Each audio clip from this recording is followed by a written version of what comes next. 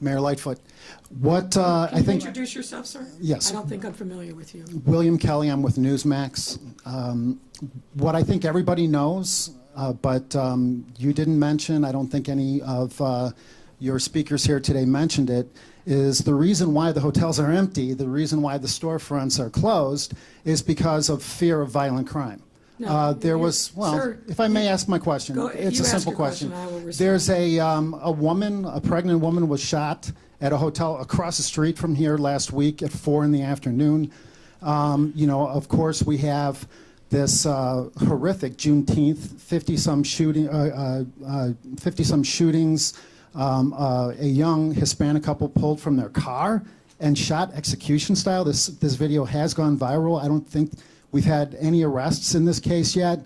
A tourist came to Chicago and was stabbed in the back and murdered on Juneteenth here in the city of Chicago.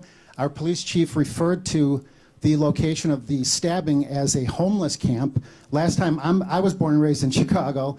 I always considered it to be the financial district of Chicago, not a homeless camp. Do you have a question, sir? Yeah, so my question is, do you feel personally responsible for your rhetoric, your heated rhetoric is responsible for this off-the-charts violent crime in the city of Chicago? So, No, that's, you asked several questions. Oh, no, I have a follow-up. No, I only asked one question. okay. So, White reporter in the house. so you know what? That's not appropriate, sir. If you look around you, sir, you're surrounded Okay. by white reporters. So I really ask you Okay. to Do you hold feel on, responsible? Sir. Let me answer the question that you've already asked. So I don't know where you're from. I know what magazine you're from, and I know what your conservative viewpoints are. But on almost every question that you ask, you had the facts wrong. So here's what I will say in answer to about the 15 questions that you just asked. No one thinks that a single act of violence is ever acceptable, least of all me. The hotels are where they are here in Chicago, as they are across the country, because of economic shutdown related to COVID-19. So that the premise of your very first question is fundamentally flawed and wrong. And you can have your opinion on it, but I got the facts. And what we're here to celebrate is the reopening of our city, the great enthusiasm that our residents and our tourists have. If you look at the actual facts, sir, what you're going to find is that on our weekends, when people are engaging in leisure travel, our hotels are seeing unprecedented levels of occupancy, in some instances higher than pre-pandemic. I think that speaks to the nature of our city and the value that people place in being here in the city. Another data point that maybe you're not aware of, but I will share with you.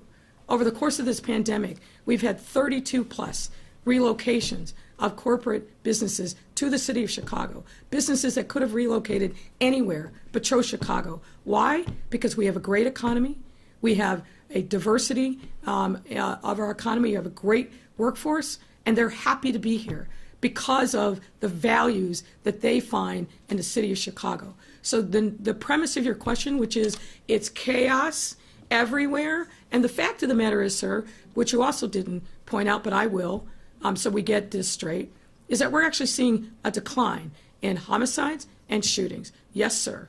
Sir, we are done. Sir. Okay. Here's my question. Here's my follow-up We're question. done. No. Let him ask his follow-up question so he doesn't claim that somehow we're being biased and slighting the guy from Newsmax. Please, sir, it's 6:30 going on 7. Ask your follow-up question. Well, my follow-up question is simply this. Many residents in Chicago feel that you've lost control of the city. Now it appears as though you've lost control of the Chicago City Council. Do you owe an apology to the victims of violent crime, the thousands of unsolved shootings and murders and stabbings and random stabbings in the downtown and the south side and the north side and the west side? Do you owe these people any apology? So once again, sir, I ask you to get your facts right. Crime is not out of control in our city. In fact, crime is on the decline. All of our major indices showed a decline in crime, and our homicides and our shootings year over year are down. That's a fact, sir. And you, sir, I was polite and allowed you to spew your rhetoric, which is offensive to me and others, but I'm trying to be polite and professional and answer your question. But if you want to write your own narrative and irrelevant to what I'm going to say and what the facts are, then we'll just move on to the next reporter. Heather Sharon.